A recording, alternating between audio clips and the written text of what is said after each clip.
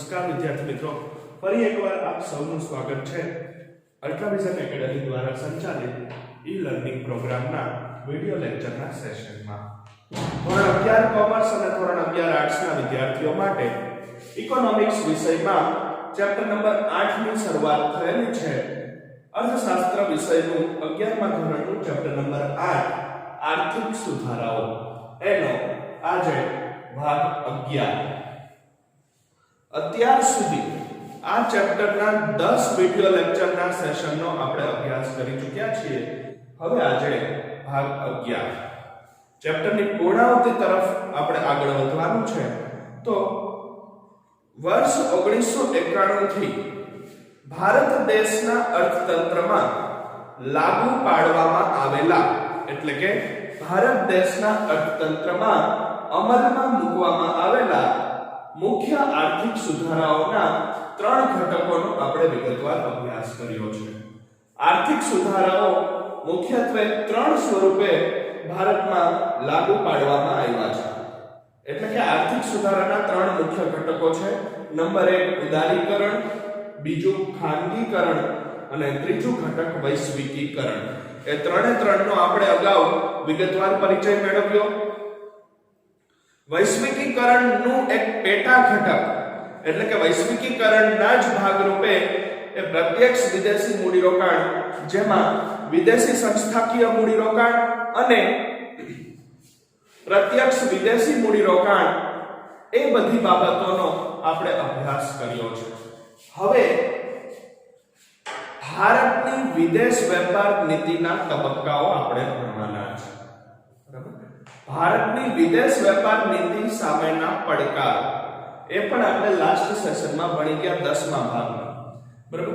હવે ભારતની વિદેશ વેપારની જે નીતિ છે એટલે કે ભારત રાષ્ટ્ર, ભારત દેશ અત્યારે જે વિદેશ વેપાર કરે છે, આયાત અને નિકાસના વ્યવહારો કરે છે વિશ્વના અન્ય દેશો સાથે, વિશ્વના બીજા દેશોના અર્થતંત્ર સાથે ભારતનો જે વેપાર ચાલી રહ્યો છે એના જુદા જુદા તબક્કાઓ આપણે ભણવાના છે. એટલે આજનો આપણો અભ્યાસનો પોઈન્ટ છે ભારતની વિદેશ વેપાર નીતિના તબક્કાઓ.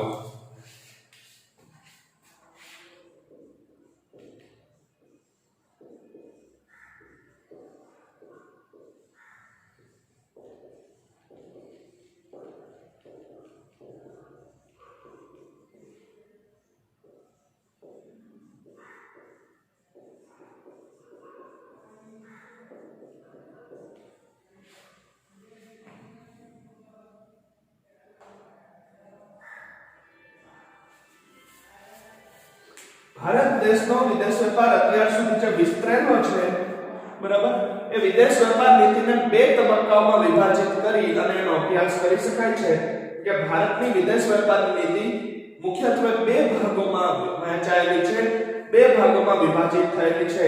કયા કયા 2 ભાગો? તો નંબર 1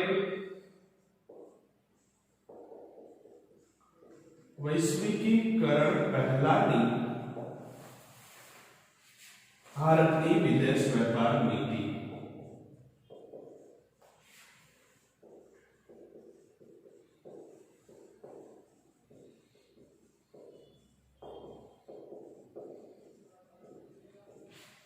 અને બીજો ભાગ પાડી શકાય છે વૈશ્વિકીકરણ પછીની ભારતની વિદેશ વેપાર નીતિ. વૈશ્વિકીકરણ પછીની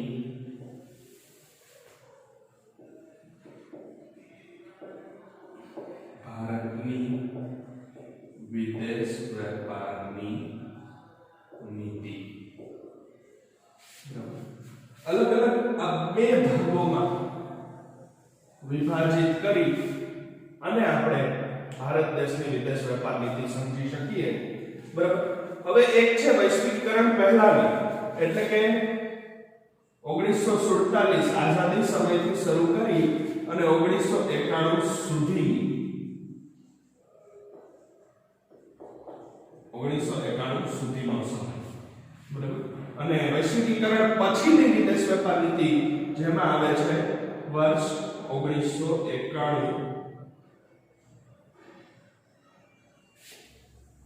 પછીનો સમયગાળો. આ રીતે બે ભાગોમાં ભારતના વિદેશ વેપારની નીતિ વિભાજિત છે. એટલે કે વૈશ્વિકીકરણ પહેલા ભારતનો વિદેશ વેપાર કેવી રીતે થતો હતો? 1947 માં ભારત રાષ્ટ્ર સ્વતંત્ર થયું, 1947 માં દેશને આઝાદી મળી ત્યારથી શરૂ કરી અને 1991 સુધીનો સમયગાળો, જેને કહેવાય છે વૈશ્વિકીકરણ પહેલાની ભારતની વિદેશ વેપાર નીતિ. અને ત્યારબાદ બીજો તબક્કો પડે છે એ છે વૈશ્વિકીકરણ પછીની ભારતની વિદેશ વેપાર નીતિ, જે છે 1991 પછીથી શરૂ કરી, એટલે કે આર્થિક સુધારાઓ લાગુ કર્યા ત્યારથી લઈ અને આજ દિન સુધીનો સમયગાળો. તો સૌથી પહેલા આપણે પહેલો તબક્કો સમજીશું કે વૈશ્વિકીકરણ પહેલાની ભારતની વિદેશ વેપાર નીતિ.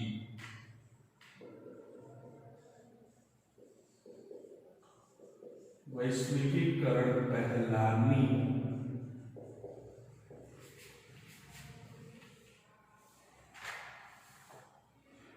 ભારતની વિદેશ વેપાર નીતિ. વૈશ્વિકીકરણ નહોતું થયું, એટલે કે આર્થિક સુધારાઓ નહોતા અમલમાં મુકાણા ત્યાં સુધી ભારતનો વિદેશ વેપાર કઈ રીતે ચાલતો હતો? 1991 ના સમય સુધી એ વિદેશ વેપાર ની નીતિ, એના નિયમો, એ માટેના કાયદાઓ કઈ રીતે ઘડેલા હતા, કોના નિયંત્રણમાં હતા? બરાબર, જુઓ એમાં સ્વતંત્રતા બાદ શરૂઆતના વર્ષો એ વહીવટીય, આર્થિક અને રાજકીય માળખાની ગોઠવણના હતા, કારણ કે દેશ વિદેશી શાસનમાંથી મુક્ત થયો હતો. માટે વિદેશી વસ્તુ, વિદેશ વેપાર, વિદેશી કંપનીઓ સામે ભારત દેશમાં માનસિક વિરોધ જોવા મળતો હતો. અને આ સમયગાળામાં આયાત પર અંકુશો હતા અને નિકાસો પણ ખૂબ જ ઓછી હતી. વાત કરીએ જો આપણે સ્વતંત્રતા પછીના શરૂઆતના વર્ષોની, એટલે કે 1947 પછીના શરૂઆતના કેટલાક વર્ષો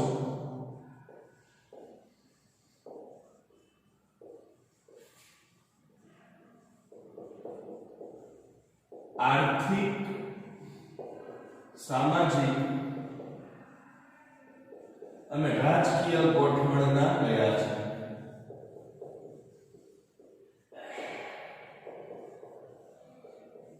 વિદ્યા છે.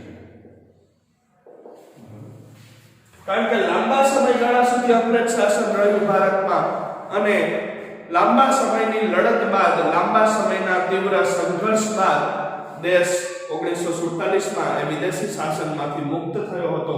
વિદેશી ગુલામીમાંથી ભારત દેશને સ્વતંત્રતા મળી હતી. એટલે 47 પછીના કેટલાક શરૂઆતના વર્ષો, 1950 માં બંધારણ બન્યું અને 1951 થી આપણે આયોજન કાર્ડની શરૂઆત કરી, તો ત્યાં સુધીના શરૂઆતના 4-5 વર્ષો એ બધી આર્થિક, સામાજિક અને રાજકીય ગોઠવણમાં વીત્યા છે. બરાબર, દેશમાં આ શરૂઆતના વર્ષોમાં કોઈ વેપાર વિશે વિચારી શકાતું નથી. બરાબર, કારણ કે શરૂઆતના 4-5 વર્ષો સ્વતંત્રતા પછી એ બધી ગોઠવણ કરવામાં વીત્યા છે. શેની ગોઠવણ? તો કે રાજકીય શાસન કઈ રીતે ચાલશે, એ રાજકીય ગોઠવણ કરવામાં, દેશની સમાજ વ્યવસ્થા કઈ રીતે આગળ વધશે, એ સમાજ વ્યવસ્થાની સામાજિક ગોઠવણ કરવામાં, ત્યારબાદ દેશના લોકોના આવક સંપત્તિ વિશે વિચારવામાં, એટલે કે આર્થિક બાબતો, આર્થિક નીતિ નિયમો ઘડવામાં પણ શરૂઆતના વર્ષો વીતી ગયા છે, જેમાં વિદેશ વેપાર વિશે કંઈ વિચારી શકાયું નહોતું. કારણ કે લાંબા સમયના સંઘર્ષ બાદ, એક લાંબી તીવ્ર લડત બાદ દેશ અંગ્રેજ શાસનમાંથી મુક્ત થયો હતો. વિદેશી શાસનમાંથી દેશને આઝાદી મળી હતી. એટલે એ આઝાદી કે સ્વતંત્રતાના સમય પછી દેશમાં કેટલાક વર્ષો સુધી વિદેશ સામે તીવ્ર વિરોધ રહ્યો છે.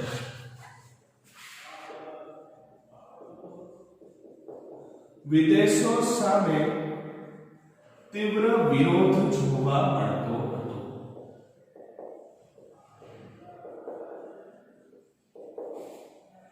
વિદેશી વસ્તુઓ સામે, વિદેશી કંપનીઓ સામે,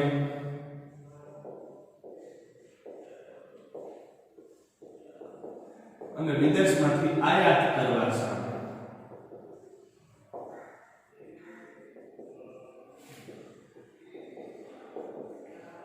વિરોધ હતો. કેટલાક વર્ષોનો સમયગાળો આઝાદી પછી એવો વીત્યો છે કે લોકોની માનસિક સ્થિતિ એવી હતી, લોકોનો વિદેશો સામે તીવ્ર માનસિક વિરોધ હતો, કારણ કે વિદેશી શાસનના માઠા પરિણામો, વિદેશી શાસનના નકારાત્મક પરિણામો એ ભારત દેશની પ્રજા એ વર્ષો સુધી, દશકાઓ સુધી, સદીઓ સુધી ભોગવી ચૂકી હતી ભારતની પ્રજા. એટલે એ સમયગાળામાં એટલે કે 1947 પછીના શરૂઆતના વર્ષોમાં લોકોમાં વિદેશો સામે તીવ્ર વિરોધ જોવા મળતો હતો. માનસિક રીતે લોકો કોઈ પણ રીતે વિદેશનું આધિપત્ય સ્વીકારવા તૈયાર નહોતા. બરાબર. એ વખતે પ્રજામાં આઝાદી પછી એ વિદેશી વસ્તુઓ સામે, વિદેશી કંપનીઓ સામે અથવા તો વિદેશમાંથી આયાત કરી અને કોઈ ચીજ વસ્તુઓ મંગાવવામાં આવે તો એને પ્રજા સ્વીકારતી નહોતી. એનો પ્રજામાં તીવ્ર વિરોધ હતો.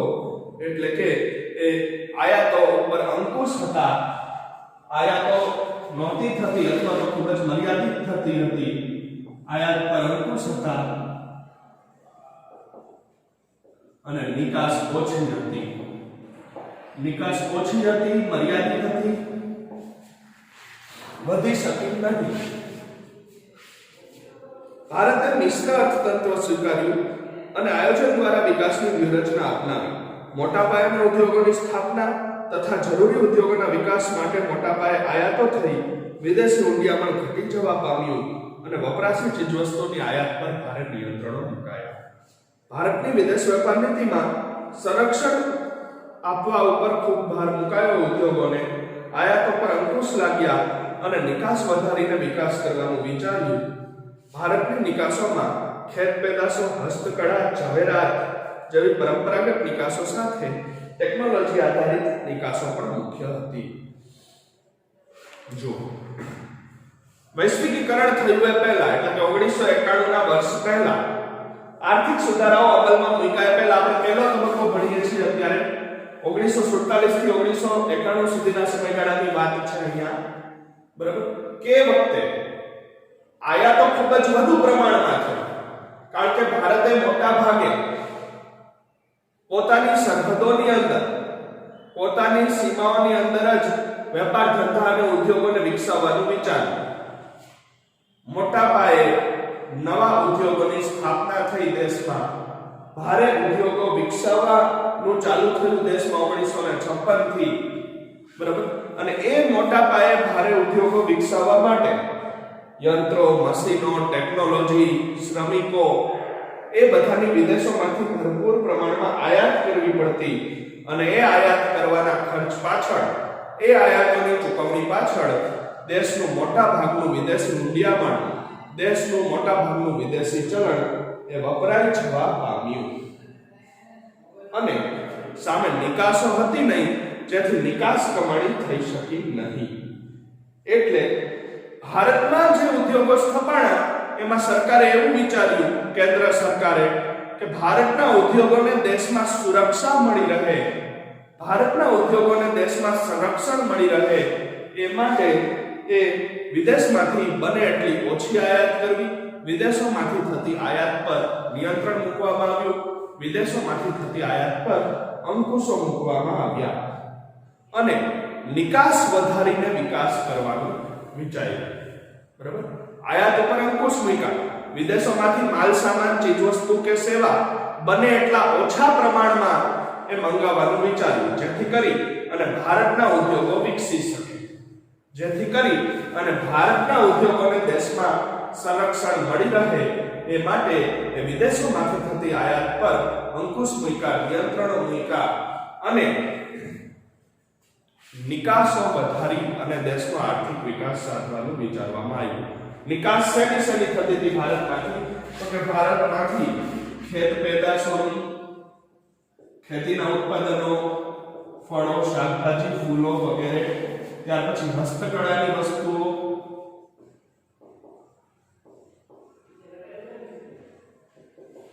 ઝવેરાત એટલે કે હીરા, ઝવેરાત, દાગીના, ઘરેણાં, આ ઉપરાંત ટેકનોલોજીની પણ નિકાસ ભારતમાંથી વધારવામાં આવી.